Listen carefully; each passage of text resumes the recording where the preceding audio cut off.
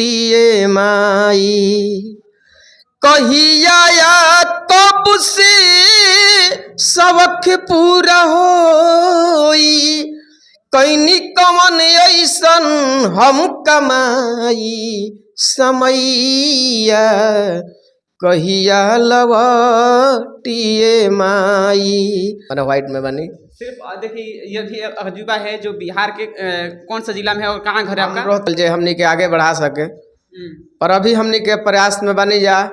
कुछ लोग बाड़न जे कि हमनी के पीछे से सपोर्ट सारा बड़ा नहीं सन लोग आई। हमनी के कोनो रोग ना है कि एकरा से लोग के संस्थेप करे के बा कि ना इस चीज के उनकरा से ही भावना रखल जाए। भगवान इस वक्त अभी हमारा मौजूदगी हुआ है बक्सर में और आज हम एक ऐसा अजूबा चीज दिखाने वाले और एक ऐसा कलाकार दिखाने अजूबा जो कि आप देख सकते हैं कि अभी स्टूडियो में संगम रिकॉर्डिंग स्टूडियो में आ चुके हैं। और देखिए हम स्टूडियो के अंदर जाते हैं और यहाँ पर देखते हैं कि आखिर कौन है। देखिए कि एक वाइट माइन यानी कि भोजपुरी लोक गायक भूअर जी है, भूअर भोजपुरिया जी। थोड़ा सा खड़ हो जाइए, थोड़ा सा इधर आ जाइए।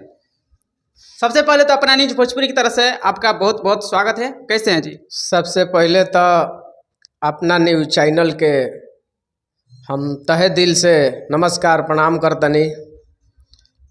बाकी भैया जौन बानी जा तो अभी हमनी के तो ठीके बानी जा। हमनी के आइल बनी जा संगम स्टूडियो जेपी बाबा के समक्ष में रिकॉर्डिंग रहा है अपन। अच्छा, अपन गाना का रिकॉर्डिंग रहे जी, लेकिन वाइट बानी जैसे लंदन अमेरिका पहले रहते रहे क्या के सब पहले हमनी के शुरू में तो बाहर रहल बनी जा।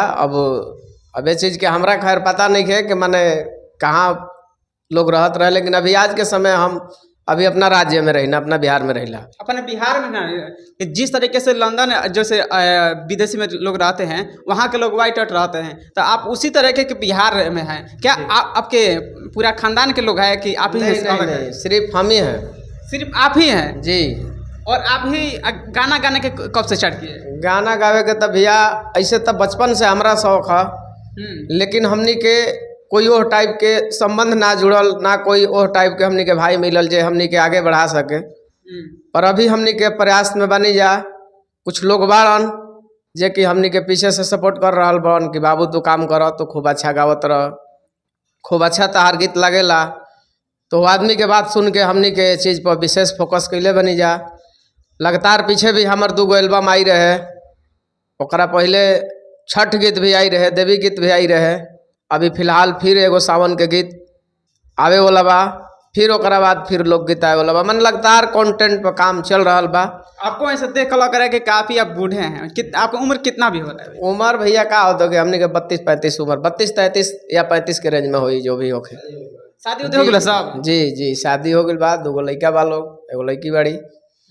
जी ना सिर्फ हमारे जौन भी बने। हाँ जी, सिर्फ खाली अरुए बने हैं? कौन फैमिली में कोई कुछ नहीं? कोई बाल बच्चा सब माने कि सब अलग, हाँ सब अलग कलर में बालो।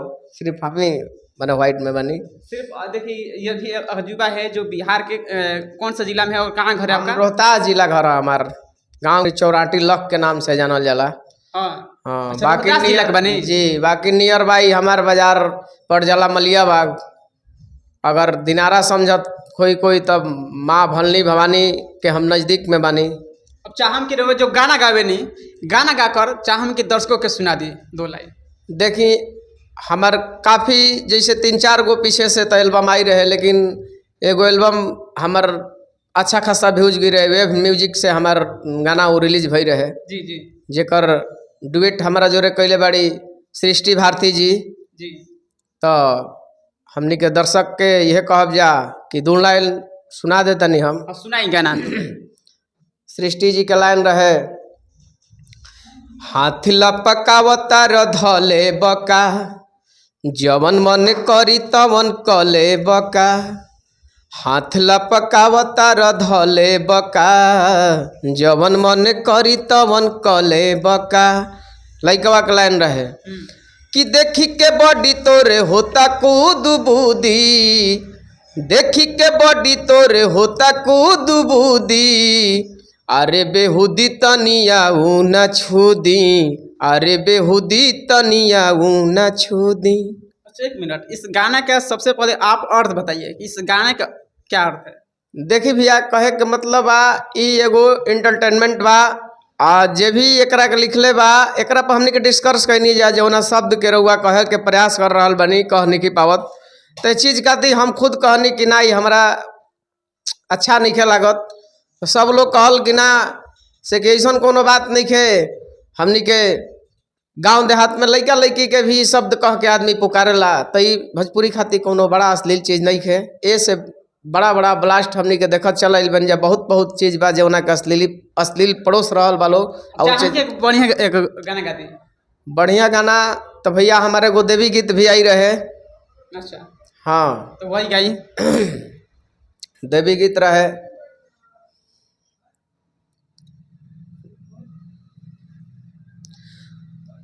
वो भैया हमनी के अकोरी गोला गौरीश पांडे ऑफिशियल एगो बाटे स्टूडियो, ओइजे से हमनी के उ गीत के गौले रही जा। लाइव सॉन्ग रहे वो। गीत के भाव रहे, समैया औरी कितना समैया कहिया लवटिए माई, समैया कहिया लवटिए माई, कहिया या कब से सबक पूरा होई, कैनी कमन ऐसन हम कमाई, समैया कहिया लवटिए माई, समैया कहिया पलटिए माई। जी, मैं दर्शक से कहना चाहता हूँ कि आप लोग कमेंट कीजिएगा, इन्होंने जो गाना गाया है कैसा गाना है, आप लोग जरूर कमेंट कीजिएगा। अच्छा, ये बताइए कि आपके भोजपुरी इंडस्ट्री में जब शुरुआत हुआ था, कब से शुरुआत है, इस लाइन क्यों चुने, कैसे आपको माइंड में कि ये लाइन चुनना चाहिए भोजपुरी? भैया बहुत बचपन से हम मने गीत संगीत जब से हमार होश संभलल तब से मने कि मन में गुनगुनाए के गावे के हम बहुत पर मने कि ये चीज़ के हम मने अंदर से लगन रहे हमारा। हाँ। फिर जैसे जैसे होश आइल तो हमारा गांव में नाटक होखेला, ड्रामा जे करा के मान ओह में हमनी के माई के फर्स्ट जौन स्टेज पर गीत होखेला 5 गो कोरस पीछे खड़ा करा के ओकरा पर हमनी के आगे से गईले बनी जा। बाकी अपन गावत गावत आदमी प्रयास कैलस कि आदमी इंडस्ट्री में भी काम करे, तो लागल बा आदमी। और ज़्यादा दिन से प्रयास नहीं के चल रहा इंडस्ट्री में प्रयास चल रहा बा 2-4-5 साल से, पर अभी तक हमनी के कोनो मुकाम पर नहीं जा। प्रयास करत नहीं जाके हमनियों को कोई जाने कि भोजपुरी में हमनियों के गीत गाई ला जा। और बाकी कोनो चीज़ के भैया हमनी के ये नहीं है कि हमनी के एगो बड़ा स्टारडम मिले या बड़ा कोनो हम स्टार बन के रही। लगभग आप कितने एल्बम गा चुके हैं? अभी तक हमार एल्बम रउरा के 5 गो आ गइल बा। अभी तक 5 गो बा? 5 गो, जमुना में एगो हमार छठ गीत भी आई रहे 2000 एकरा पीछे वाला जौन माने साल रहे 23 में। अच्छा, 5 साल से गाना गा रहे हैं जी। और बहुत कम ही आपका आया है गाना, आखिर का है बात भैया कुछ ऐसा आइल कि 2017-18 में 2-3 गो हम सॉन्ग गईनी, जमुना में कुछ हमारा लागल कि कुछ हमारा में कमी बा। अभी वो चीज़ के हम अपना के बने के टाइम देनी, कहीं जाके सीखे के प्रयास कैनी। फिर मन में आइल, फिर हम 2022 से स्टार्ट कैनी।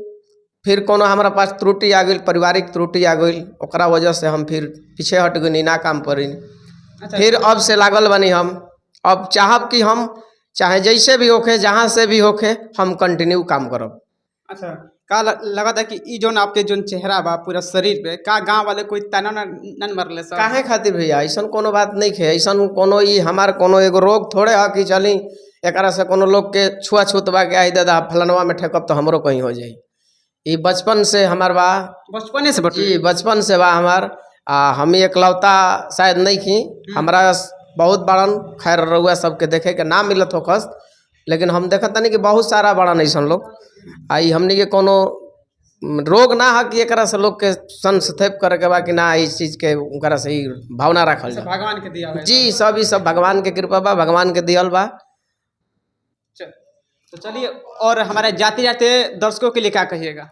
जाते जाते दर्शकों से कहम कि जे भी हमनी के अपना चैनल के देख रहल बा, यहाँ के चैनल के रुआ सब लाइक सब्सक्राइब करी जा। ऐसे अच्छा कलाकार के साथे यहाँ सबके रोज रोज मोटिवेशन होत रही। अच्छा सा रुआ सबके प्रश्न उत्तर सवाल अच्छा सा कलाकार लोग से भेंट हुई। चलिए बहुत बहुत धन्यवाद। आपका क्वेश्चन